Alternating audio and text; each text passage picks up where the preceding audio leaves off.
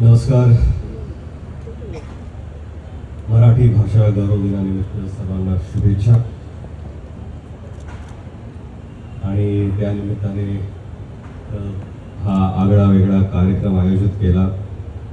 राजजी हे माझे अत्यंत जवळचे मित्र आहेत आणि ते विचारत नाही, ते सांगतात. हा त्यांचा मैत्रीचा एक उत्तम गुण आहे. म्हणून त्यांच्या सांगण्यावरून आज आम्ही सगळे मित्र त्यांच्यासाठी इथे उपस्थित आहोत. खरं म्हणजे या स्टेजवरती, या मंचावरती एवढे मान्यवर आहेत. माझी जागा तिथं नाहीच आहे, माझी जागा येत असली पाहिजे होती. पण मला हा मान दिल्याबद्दल राजजी मी आपला अत्यंत अत्यंत आभारी आहे. आदरणीय व्यासपीठ, आदरणीय आशाताई, आदरणीय जावेद साहेब, आदरणीय राज साहेब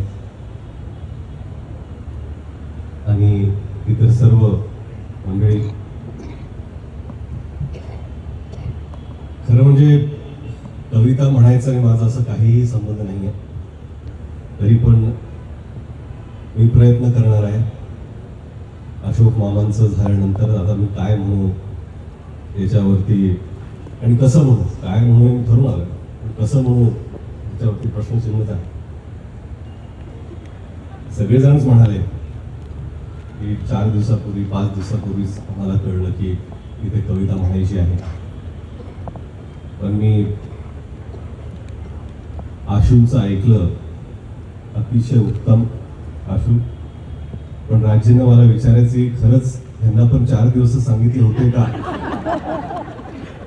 हा प्रश्न मला पडलेला आहे. का तुम्हाला गेल्या वर्षी सांगितलं होतं? कुठल्याही गोष्टीत एवढी तयारी करून येतात ते, म्हणजे खरंच ही अत्यंत चांगली गोष्ट यांच्याकडून शिकण्यासारखी आहे. आणि मी जी आज इथे कविता सादर करणार आहे हे माझे मित्र वैभव जोशी त्यांची एक कविता आहे. त्या कवितेचं नाव आहे जय हे. आपण सर्वच चित्रपट पाहायला जातो.